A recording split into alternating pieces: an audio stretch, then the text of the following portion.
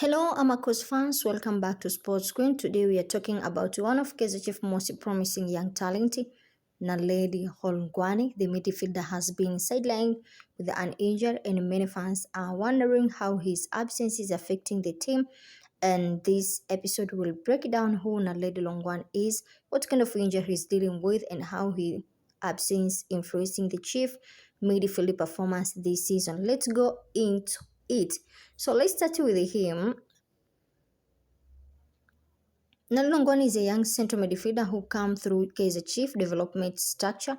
Known for his energy, composure on the ball, and intelligent movement, he is considered one of the future stars who could bring stability and creativity to the Chief midfield. Hlonwane has been out of for a long time injury, which has been kept him away from match action this season. The club has been cautious with this recovery to avoid a setback, while details on exact nature of the injury have been kept private. Instead, suggested it is muscles-related issues like hamstring or high requiring gradual rehabilitation. So, Kaizer Chiefs have been struggled to find constant in midfield since his injury. His absence has reduced the rotation option for the coaches, especially linking defense instead of attacking. Also, a variety of senior players, Mthethwa and Marat, are playing heavy minutes without enough rest. Limited creativity, Hlonwane forward passing, and transaction were qualities Chief currently lack. Without him, the team has looked slow in build-up play and less aggressive in linking midfielder to attack, one of the areas fans have been complaining about. Many Amako supporters believe Hlonwane development could be key to club long-term plan. Fans online have said things like, "We miss young blood like Hlonwane. He brings energy and urgency. Chiefs should invest more in developing players like him instead of only playing on signing." So when could he return? While there is no official date, instead suggests he might return to light team training before the end of the year, depending on his recovery progress. If everything goes well, we might see him back in L 2026, ready for the second half of the season. Naled Hlonwane injury is setback not just for him but for Kaizer Chief rebuilding process. However, his talent and dedication mean that when he comes back, he will be one of the most important young players for the club future. So, does his injury affect Kaizer Chief? Of course, yes. It weakened their midfielder option.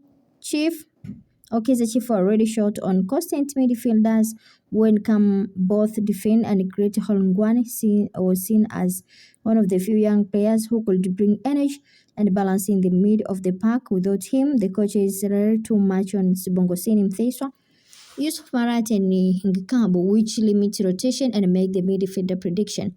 Also, it is slow, their building play. Hlonwane is known for his quick transaction, training defense into attack moves. Since he got injured, then look slow to disconnect when moving the ball forward. This has affected the team's ability to break down opponents, especially in tough away matches like the one against AC Simba. Also, it affects squad balance and tactics. Jose Rivero, Cedric and Yusuf have struggled to maintain tactical balance without playing like Hlonwane. He is kind of midfielder who can drop deep to help defenders, push forward to link with the wingers and strikers, keep possession under pressure. Without him, Chief sometimes lose control in midfielder battles, something that cost them late in mistake. It delay youth integration. Chief have been talking about rebuilding with young players, but Hlonwane injury has slowed that plan. He's part of the generation that should carry the team's future, and his absence means less competition for seniors players, which can make the squad too comfortable. So in short, you can see Naled Hlonwane injury might not make big headline, but it quiet hurting Chief rhythm, energy and creativity.